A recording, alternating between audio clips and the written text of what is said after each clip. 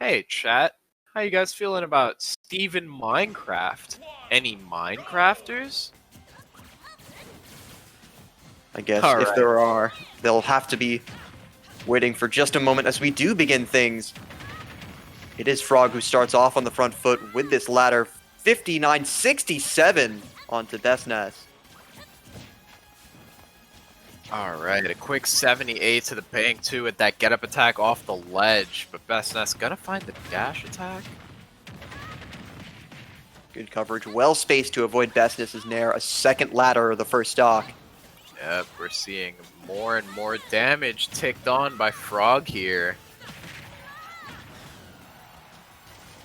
Up Ooh, tilt into very back air. Yeah, that was a very well placed up tilt there. Oh my goodness! Oh! Doesn't make it in time. This is actually going to be hard for Frawg because it's approaching the point where none of the conversions will kill, and it's all on a stray hit versus Ness, a character who loves those stray hit situations, those air-to-air trades, those air-to-ground trades. Incredibly gutsy from Frawg to even think about going for that sort of witch time when you're in the lead like that, knowing that you could be sacrificing a stock if you mistime it. Unfortunate that none of those guns hit. Goes for the witch time again, actually gets it this time, isn't gonna find the back air, and dies to dash attack. That's so sad! BestNess perfectly cognizant of the fact that Frawg wants this forward throw at ledge, backing up and not facing in that direction. Good DI from BestNess, realizing where Bayo was facing and the fact that only back air was killing off that up tilt for the classic confirm. Finds this damage 191% on BestNess and still finding extra credit. But has to resort to dash attack to find the kill. That is such a precarious situation because, again, Frawg has been doing nearly double the damage in that first stock, but the fact that BestNess found the stock first is just a testament to this character.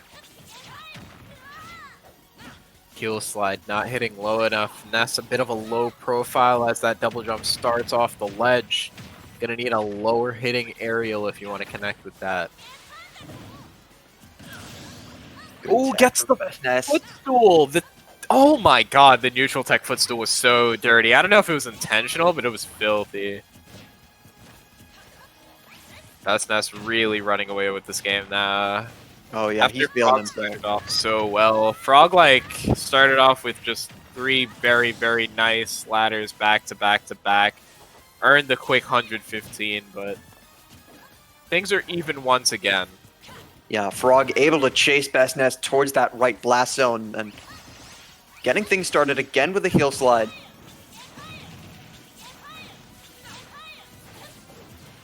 Well placed PK fires from BestNess. Gonna net a quick 59, now 73% off the F throw. But Frawg is gonna find a combo starter. Back here again. BestNess unable to land the second one. Frawg with a quick move.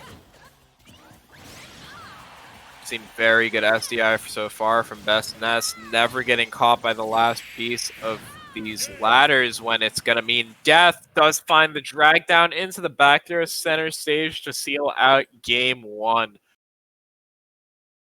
Yeah, that clinical stuff. Yeah, it seemed really, really hard for Frawg to do much after not killing Ness around, like, I'd say like 120 to 145 was that range. Because there was just nothing that was comboing at all. It was all stray hits, and eventually it was an F throw, I believe, or a dash attack at like 200%. Yeah, I think BestNess was actually playing around F throw, not facing forward and shielding. Just knowing that occupying center stage, he can thrive off a couple stray hits, get the damage in where he can, and enter his second stock with a solid 60% lead. That's a victory to him.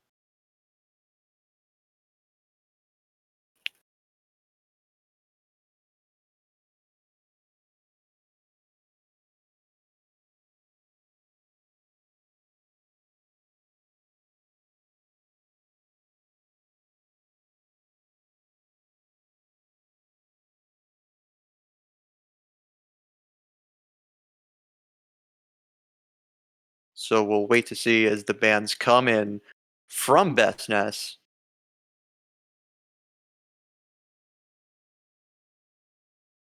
All right, what maps are we looking at in terms of bans and picks here?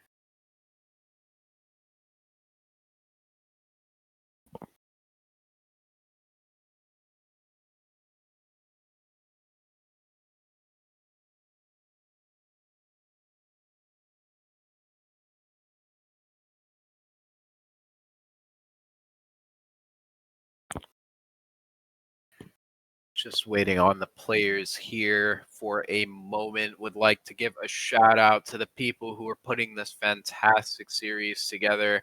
EMG, Even Matchup Gaming, classic crew, has been around for a long time, now running things on a major level. Got your online brackets, got your IRL brackets when things are back. Just ran Let's Make Big Moves back in January. A great track record from this team, and we've also got the support of Waveform and Red Bull Canada. Very hype stuff. Indeed, all of them bringing you the action you're seeing unfold on your screen at this very moment as we begin game 2. The heel slide into the turnaround up tilt from Frawg. Nice stuff. Witch twist, getting things going. BestNess with some of this magnet movement leading into the back air, the rocket. Frawg pulled out the shield in the nick of time. Oh, Frawg with these very nice frame traps, but hasn't actually put anything too sufficient on the board. Finds that low up B, though, is going to cut off BestNess for a nice cementable lead. 41 on Frawg. Things are looking quite nice. Yeah, that's the statement that Frawg wanted to go into this. And again, just chasing him off stage, wanting that down air, or that down smash rather, to frame. Oh yeah, Frawg's routes have been fantastic, not overcommitting too much versus a character that does mash out of disadvantage for free in a lot of situations. That time BestNess just delaying his nair. That was great timing on the PKT too, but I also think it was harsh timing for Frawg there, getting meatied on the air dodge, but finds the stock immediately back. Yeah, an impressive read to read that option out of the magnet, as BestNess is just going to shift his position to the wrong area. The down throw PK fire doesn't work out because Bats is broken. Bayonetta gets the cross up out of Bats and is now forcing Ness off stage. Big pressure situation here. Things are looking scary. Yeah, this could really be the end of the game at any moment. One edgeguard could do it. Another ladder puts him back off stage. He's going for it. Nice extension off map is just going to force things. And that's it. With the recovery as well, Frawg demonstrating that they know how to go that deep and make it back just fine. Very good stuff. 2 of those stocks, very deep edge guards. That's exactly what you want to see against Ness, a character who has to wait so long out there unless they manage to get the air dodge to the ledge. And the fact that Frawg already had a second stock to play with, knowing that even if I get a stock trade here, that's a win for me. The fact that they are able to make that calculation and say, yeah, this is worth it. A trade is good for me. I'm in the lead. I can SD even, and I'm still in the lead. Oh, yeah. You're willing to make that risk at that point. If it's last stock, Frawg might be thinking twice.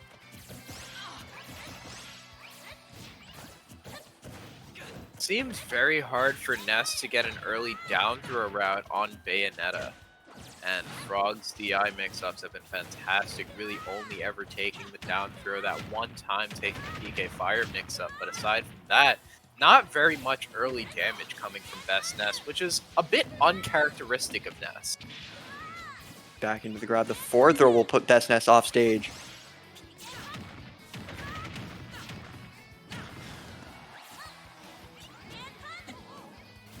Ooh, tries to get a very tricky witch time on that PK Thunder.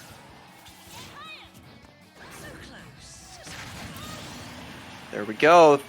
Good use of the witch time on top of the platform. Makes use of the up smash from a little bit of a higher point than stage level. Yeah, it was an absolutely fantastic first stock. Not as clean as the first from game 2, but what we want to see from Frawg. Couple That up back from through gonna seal it out? Not quite yet, but still continuing to be juggled over and over again. PK Thunder 1 doing the damage here. Gets the parry, but doesn't shield after. Unfortunate. A move that you either have to multi-parry or stop from hitting you after you get that first parry. Very close to getting something going after that drag down up air, but Frawg able to reset. I'm actually wondering if Frawg was trying to parry Witch Time the dash attack, if Witch Time was too slow. That would have been a very smart option. Kind of putting these fares out there, trying to stop Ness from entering the air where he loves to be at all times. Tech rolls in, which BestNess just wasn't positioned to cover for. Bayonetta's tech roll among the largest in the entire game. Oh, unfortunate mistech from Frawg is going to lead to a hard situation here, but... Oh, almost gets that tech read. I was so ready for it. I had my breath held. That nearly worked. It's a couple frames off. Drop shield, though. Frawg very good at conditioning opponents to drop shield at the wrong moment. That is the key to getting down air to work like that in the first place.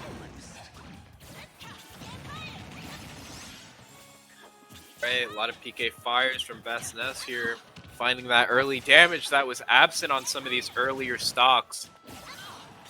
Inward roll scouted out as well, continuing to put this pressure on.